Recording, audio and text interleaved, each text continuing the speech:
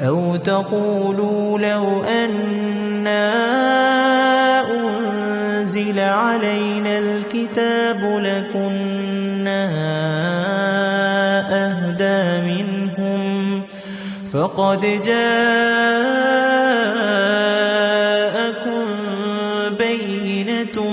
من ربكم وهدى ورحمة فمن أظلم ممن كذب بآيات الله وصدف عنها سنجزي الذين يصدفون عن آياتنا سوء